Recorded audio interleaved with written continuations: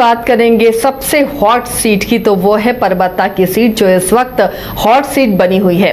फिलहाल तो परबत्ता में जेडीयू का कब्जा है, डॉक्टर संजीव कुमार यहां पर काबिज हैं, लेकिन क्या इस बार कुछ अलग होने वाला है? क्या ये सीट शेयरिंग में जेडीयू को ही सीट जाएगी या फिर बीजेपी को जाएगी? रिकॉर्ड्स इस सीट के क्या कहते हैं उसे भी स्कैन करना जरूरी है।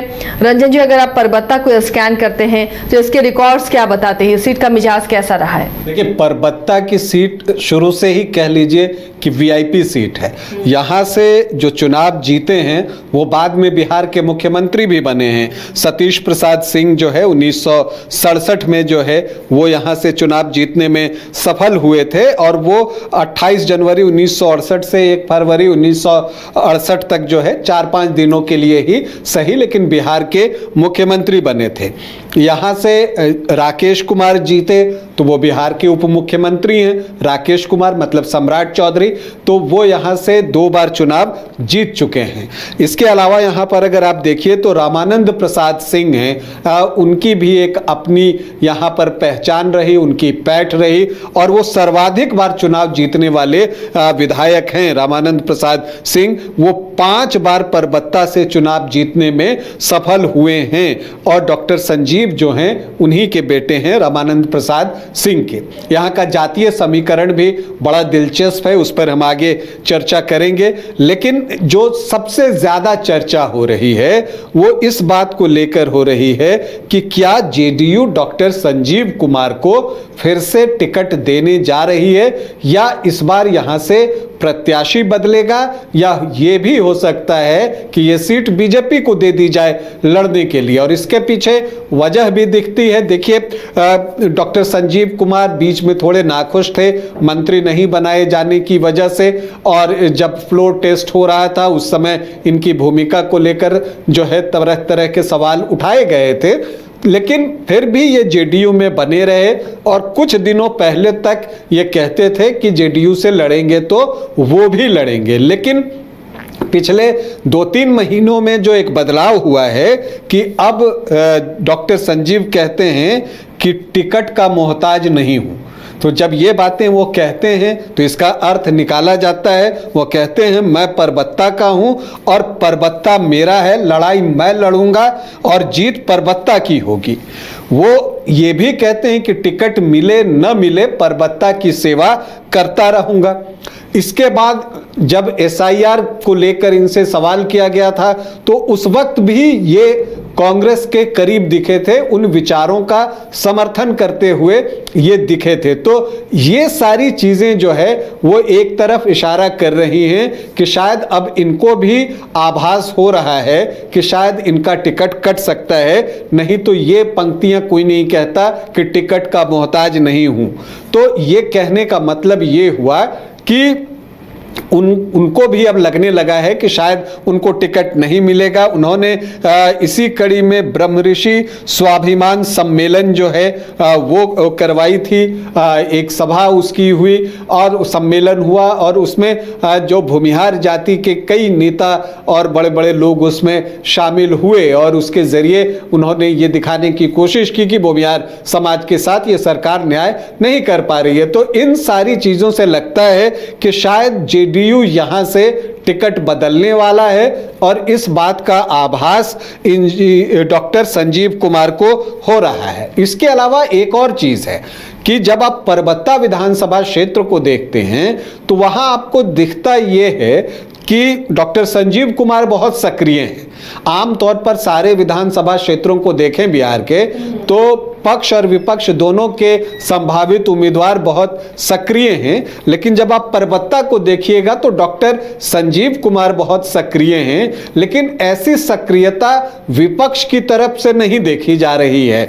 बहुत ज्यादा सक्रिय की मैं बात कर रहा हूं, वैसा नहीं दिख रहा है। तो इससे भी एक अनुमान लग रहा है कि क्या कुछ खिचड़ी पक चुकी है या खिचड़ी पकने वाली है, या कुछ आभास हो रहा है कि अगर एनडीए से नहीं तो फिर जो है महागठबंधन की तरफ से। और वो सवाल इसलिए भी उठ जाते हैं क्योंकि डॉक्टर संजीव के भाई जो हैं राजीव कुमार, वो कांग्रेस से एमएलसी हैं बेगूसराय से, और जब उनका चुनाव हो रहा था, रजनीश कुमार बीजेपी के कैंडिडेट थे, तो उस वक्त जो है जब राजीव कुमार जीते कांग्रेस के टिकट पर, तो जब उन्होंने थैंक्स कहा था तो अपने भाई डॉक्टर संजीव को भी उसमें धन्यवाद उन्होंने दिया था और अपनी जीत का कारण भी बताया था, और डॉक्टर संजीव ने अपने भाई की मदद भी की थी। तो इससे भी एक चर्चा को जोर मिल रहा है कि हो सकता है कि डॉक्टर संजीव जो हैं वो कांग्रेस के टिकट पर यहां से चुनाव लड़ सकते हैं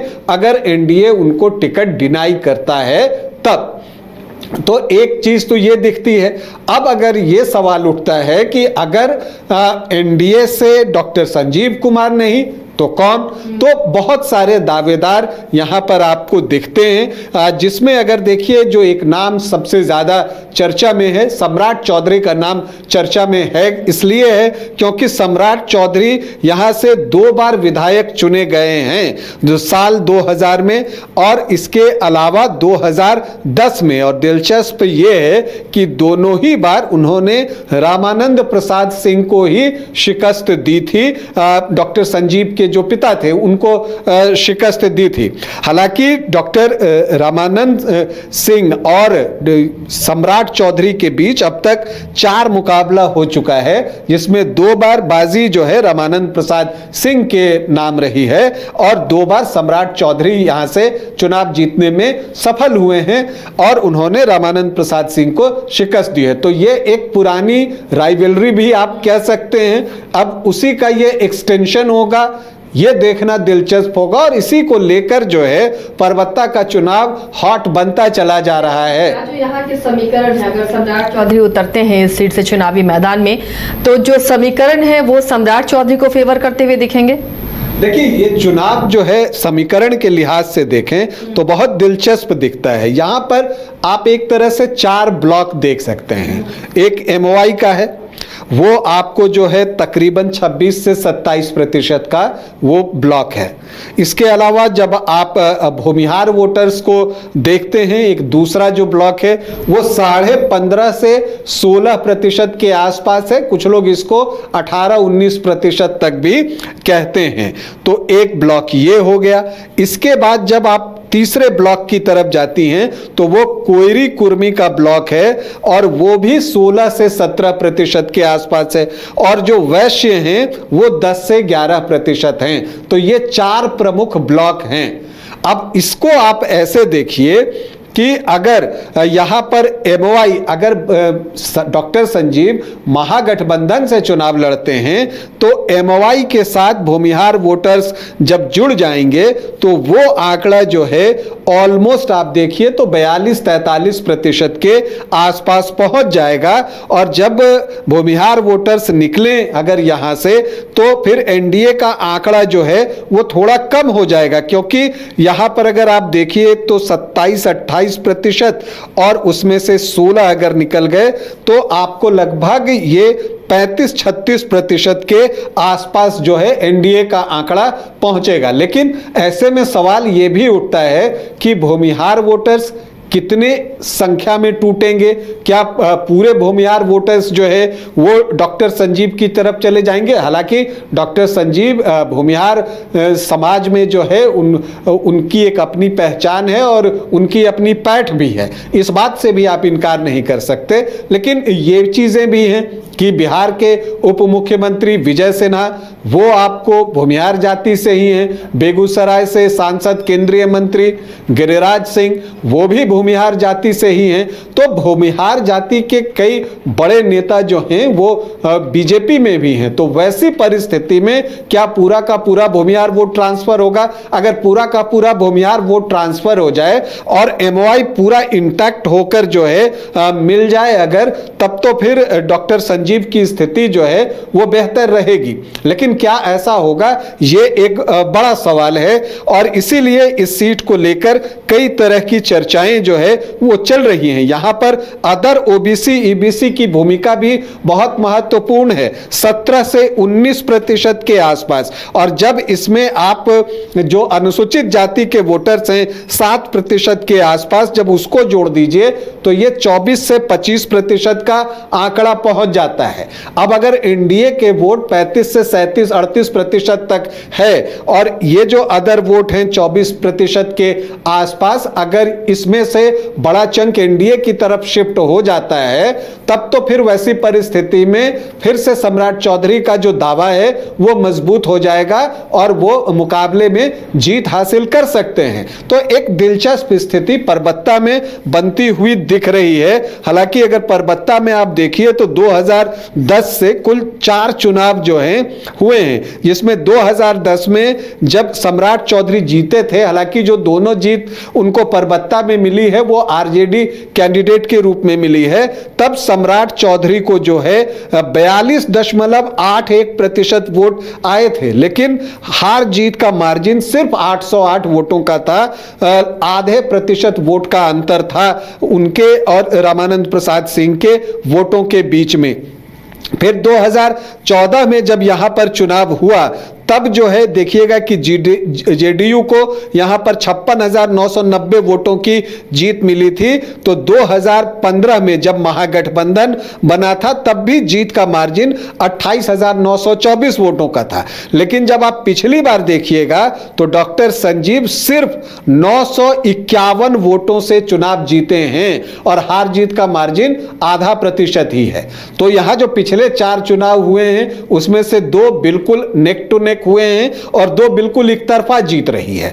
तो इसीलिए इस बार का चुनाव जो है यहां पर दिलचस्प बनता चला जा रहा है। और अगर सम्राट चौधरी यहां से चुनाव लड़ते हैं तो बड़े नेता हैं, और बड़े नेता जब होते हैं तो उनको कई बार कास्ट से हटकर भी वोट मिलते हैं। जो उस कोई जाति है, मान लीजिए वो किसी एक दल को वोट नहीं करता, लेकिन अगर कोई बड़ा नेता खड़ा होता है तो उस जाति के वोट भी उनकी तरफ आ जाते हैं। तो ऐसे में अगर डॉक्टर संजीव के खिलाफ सम्राट चौधरी हुए और वो वोट जो है अगर टुवर्ड्स सम्राट चौधरी भूमियार वोटरों में सेंधमारी हो और कुछ यादव वोटर्स में टूट हो जाए और अदर ओबीसी ईबीसी के जो वोट हैं, चूंकि यहां पर ऐसे भी लवकुश के वोट 16-17% हैं ही, तो अगर वो वोट भी आ जाए तब फिर जो है सम्राट चौधरी की जीत आसानी से हो जाएगी। तो एक रोचक स्थिति बन रही है। अब उसमें समीकरण को कौन बेहतर तरीके से साधता है, क्योंकि जब चुनाव नजदीक आएगा तो उस समय कई सभाएं भी होंगी। अगर सम्राट चौधरी चुनाव लड़ेंगे तो यह मानकर चलिए कि नीतीश कुमार भी वहां पूरा जोर लगाएंगे और साथ ही साथ जो है खुद सम्राट चौधरी बड़े चेहरे हैं और प्रधानमंत्री की भी सभा हो जाएगी। तो ऐसी परिस्थिति में जो है चुनाव जो है परबत्ता में बहुत रोचक हो सकता है, ऐसा दिखता है। हालांकि ऐसा नहीं है कि सिर्फ सम्राट चौधरी ही दावेदार हैं। यहां पर सतीश सिंह जो बिहार के मुख्यमंत्री रहे हैं, उनके बेटे हैं सुनील सिंह, वो भी जेडीयू से टिकट के दावेदार हैं और उनका भी दावा उतना ही सशक्त है, क्योंकि सम्राट चौधरी या तो परबत्ता से लड़े या वो पटना जिला की किसी सीट से भी लड़ सकते हैं, इस बात की भी संभावना दिखती है। तो ऐसे में सुनील सिंह का दावा यहां पर मजबूत बनता है। सरला सिंह है, वो भी यहां पर जो है दावा कर रही हैं। और बीजेपी से बाबूलाल शौर्य हैं, आदित्य कुमार शौर्य, पिछली बार एलजेपी के टिकट पर चुनाव लड़े थे और 11,500 से ज्यादा वोट लेकर आए थे और अभी भी क्षेत्र में सक्रिय हैं। तो उनका भी जो दावा है वो यहां पर बन रहा है। आरजेडी से दिगंबर तिवारी पिछला चुनाव बहुत बेहतर लड़े थे, सिर्फ 951 वोटों से हारे थे, चौरसिया समाज से हैं वो। तो अब देखना यह है कि यहां पर कौन से 2 उम्मीदवार आमने सामने होते हैं। लेकिन एक बात तो तय है कि डॉक्टर संजीव चुनाव लड़ेंगे, चाहे वो एनडीए से लड़ें, चाहे वो महागठबंधन से लड़ें या किसी और दल से लड़ें, निर्दलीय लड़ें, वो लड़ेंगे, ये बात तय है और जिस तरह से विपक्ष का कोई प्रत्याशी संभावित बहुत ज्यादा सक्रिय नहीं है, उससे लगता है कि हो सकता है कि डॉक्टर संजीव अगर एनडीए से टिकट नहीं मिलता है तो महागठबंधन से भी चुनाव लड़ सकते हैं। तो परबत्ता में एक रोचक मुकाबला, टिकट बंटवारे से ही ये रोचकता और रोमांच जो है आपको देखने को मिलेगा और ये रोमांच पूरे चुनाव जारी रहेगा, न सिर्फ मतदान के दिन बल्कि मतगणना के दिन तक, परिणाम आने तक। तो ये परबत्ता की जंग है जो इस बार काफी दिलचस्प बनते हुई नजर आ रही है और ये जो परिणाम है उस दिन तक यहाँ पर लोगों को उत्सुकता रहेगी कि आखिर बाजी किसने मारी है, क्योंकि समीकरण ही कुछ ऐसे बनते हुए नजर आ रहे हैं। अब पार्टियां तय करेंगी कि सीट किसके खाते में जा रही है और कौन उम्मीदवार होगा। हमारी भी नजर बनी रहेगी।